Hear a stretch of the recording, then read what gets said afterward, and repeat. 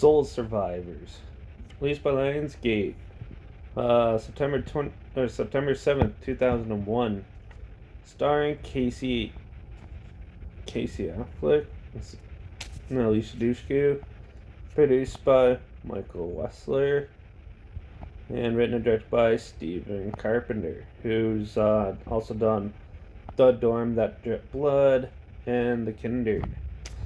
So this film is super confusing. I'll try my best to tell you the plot, but I heard a lot about this film that basically there's a lot of producers interfering with it, and it got butchered and it failed drastically. And this is their prime suspect, prime example. There's so many of these where producers think they know what they're doing and they interfere so much with the director's vision in that it ends up butchering and destroying the movie. Prime example of this. This film is super ridiculously hard to follow and nonsensical and just ridiculous.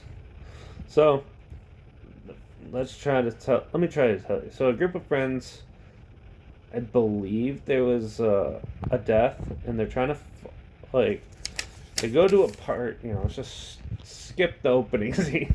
They go to the actual point of this. So basically, these group of friends decide to go party, and this one girl only wants to go to a club, so they find this weird club in a church, and it's like a cult or something. Just give you a stamp, you don't have to pay or anything like that, and they go party, and then they see some lesbian chicks making out and stuff, and they have a blast there, and then it's time to go. So they drive back, and they see this guy who tried to grab this girl with this mask on, which is ridiculous because it's see-through, but in a car, and then as they're leaving.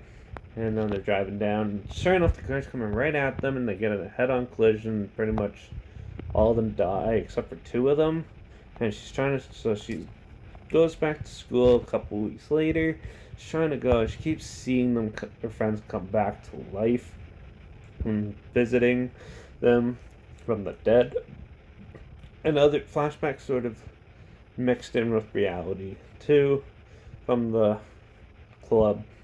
People from the club chasing her and stuff, and she can't get, and it keeps going on and on until she finally goes back and grasps that they're gone, and this is a jumbled mess. This film, the acting's not that bad in it, and it has some amusing moments. It's your typical teen horror nonsense. But they definitely butchered the crap out of this and made it confusing as hell. I would not recommend this at all. If I was going to rate this, I'm going to give this a 1 because it's a big, boring mess. Just don't bother with it. There's a reason why it's buried. And for once, most people were correct. I should have listened to them. Soul Survivors, don't bother. There's a link down below if you absolutely want to check it out for yourself. It's not Cabin Fever 2, Hereditary bad, but in my opinion, but it's still pretty bad. So definitely, you've been warned. So also my Instagram's linked down there where there's more amusing stuff on there. So and I post clips of films we review in the future. Majority of them are good. So see if you guess which ones. Follow me on there. Watch my stories. You'll see. And also subscribe to my channel because you never know what the hell I'm going to talk about next. Usually about good movies though. Like this video, share it so most people know not to watch it. Sorry, my voice just cracked.